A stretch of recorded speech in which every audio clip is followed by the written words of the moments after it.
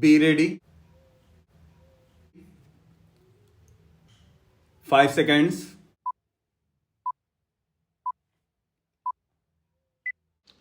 Start.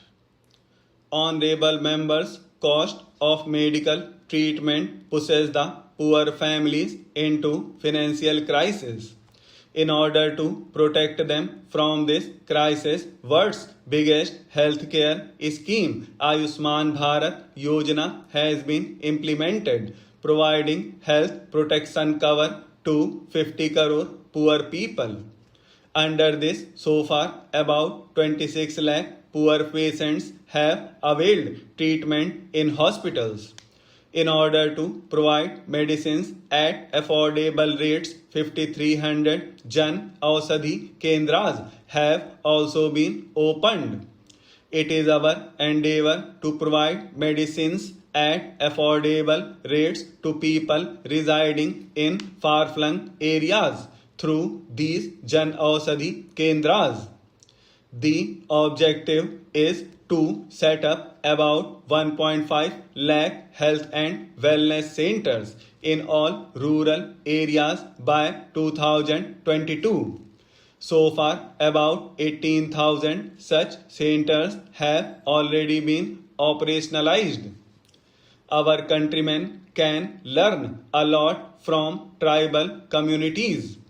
Our tribal brothers and sisters live in harmony with the environment and nature and maintain a beautiful balance between development and tradition. In New India, every effort will be made to create an inclusive and sensitive system in the interest of tribal communities. Many schemes have been implemented for all-round development of tribal areas. Work is in progress to provide learning to earning facilities to the youth residing in the forest areas. In tribal dominated areas, Eklavya model residential schools are being set up for children. The thrust is on value addition and marketing of forest produce through forest wealth centers. Honorable members, women empowerment is one of the top priorities of my government. Empowerment of women and their effective involvement in society and economy is the touchstone of a developed society. The government's thinking promotes not only women's development but also women-led development. According the highest priority to women's security, several effective steps have been initiated with the cooperation of the states. Penalties for crimes against women have been made harsher and the new penal provisions are being strictly enforced. The Beti Bachao, Beti Padhao campaign has brought down female foeticide and improved the sex ratio in many districts of the country.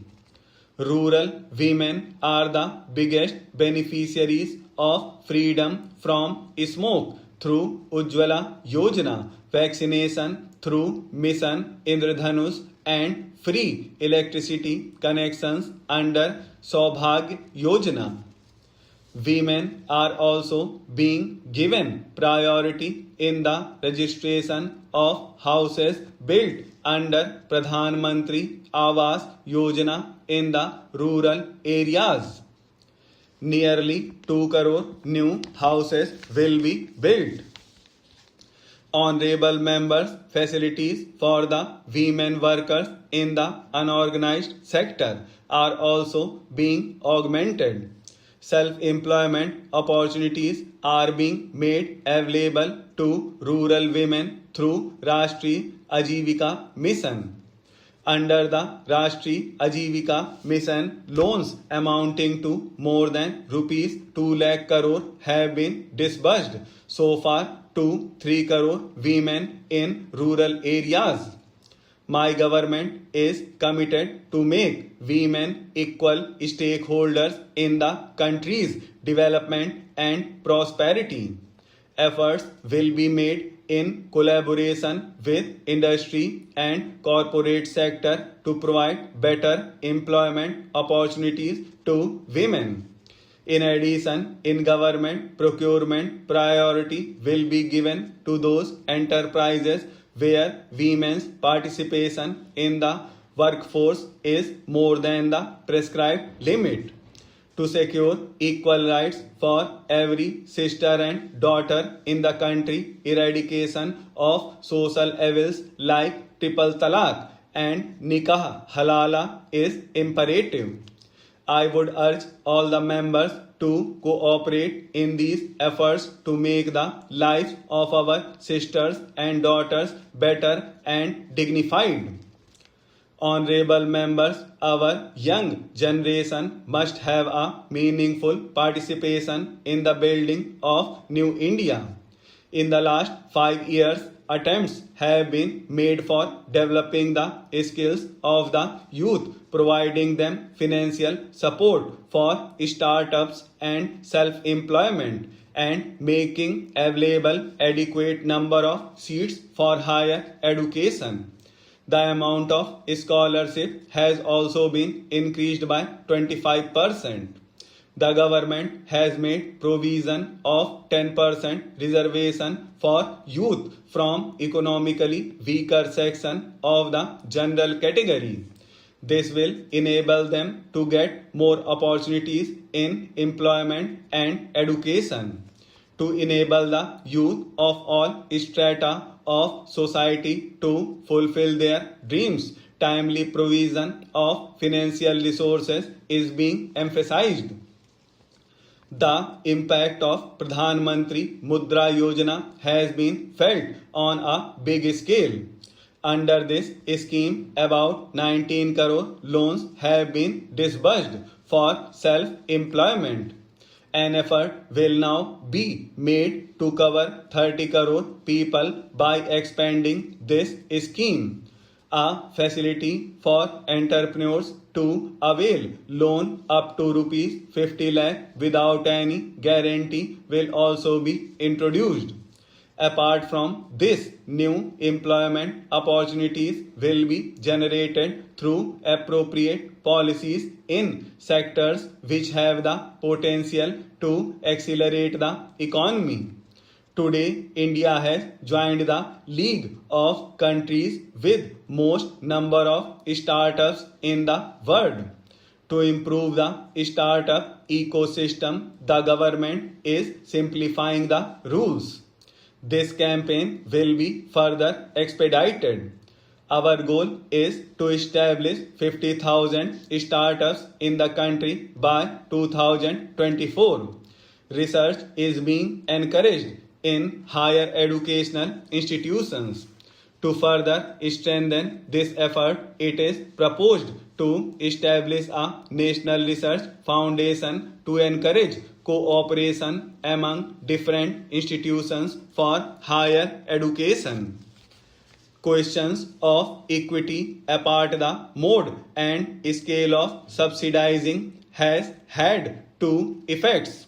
One has been to induce a faster rate of growth of enrollments at this level than is otherwise likely to have taken place. In several parts of the country, the fees charged for higher education have remained unchanged for decades, and the rising costs have been almost wholly covered by the subsidies from government. Higher education has therefore become almost free for those who are in a position to meet the other related expenses.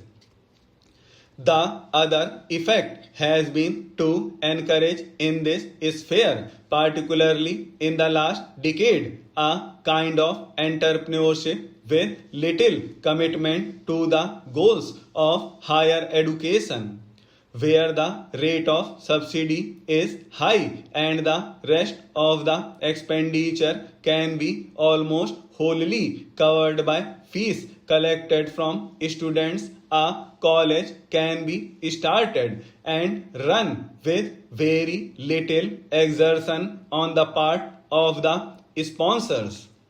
In Delhi, 95% of the excess expenditure of a college on all approved items over its income from fees is met by the University Grants Commission. The sponsoring body, whether it is a private agency or a local authority, needs therefore to cover only a very small fraction of the total expenditure on running college. Naturally, there is no dearth of entrepreneurs for starting colleges with an eye on the patronage and influence they can exercise through their control over them.